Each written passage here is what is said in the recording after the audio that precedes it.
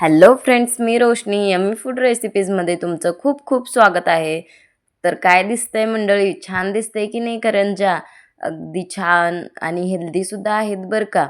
यामुळे आपल्याला एनर्जीसुद्धा येते, कारण यामध्ये घातलेलं आहे बघा गूळ, तीळ, शेंगदाणे, ज्याच्यामुळं आपल्याला छान अशी हेल्दी बॉडी मिळून जाते.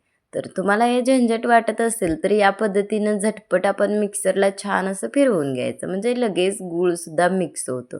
चला तर तीळ घालायचं, वेलदोडे, जायफळ घालायचं आणि व्यवस्थित छान असं मिक्स करायचं. आता इथं आपलं तयार झालं सारण. चला तर आता पीठ मळून घेऊया. त्यासाठी घ्यायचा आहे मैदा आणि त्याच्यामध्ये घालायचा आहे थोडासा गरा आणि छान असं मोहन तयार करून घालायचं आहे तेलाचं. थोडासा सोडा आणि मीठ घालायला विसरायचं नाही बरं का. आणि छान व्यवस्थित मिक्स करायचं आणि थोडं थोडं पाणी घालून व्यवस्थित मळून घ्यायचं. चला तर आता हे रेस्ट करण्यासाठी ठेवायचं अगदी 10-15 मिनटं.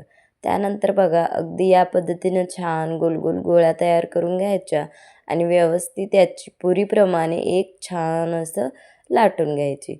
बघा एक छान अशी पुरी तयार करून घेतली की त्यावरती घालायचं आहे आपण बनवलेलं तीळ, शेंगदाणे आणि गुळाचं सारण आणि व्यवस्थित हा बंद करून घ्यायचा आहे. अगदी या पद्धतीनं आणि छान असं कोरण्याने छान व्यवस्थित कोरून याच्या कडा काढून घ्यायच्या आहेत, जेणेकरून आपल्याला एकसारखा आणि छान व्यवस्थित आपली जी करंजी आहे ती भेटेल.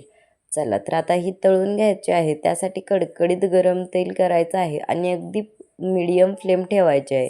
चला तर आता या पद्धतीने तेलामध्ये छान व्यवस्थित करंज्या सोडायच्या आणि पलटवून घ्यायच्या, म्हणजे आपण दोन्ही बाजूंनी व्यवस्थित छान भाजतील.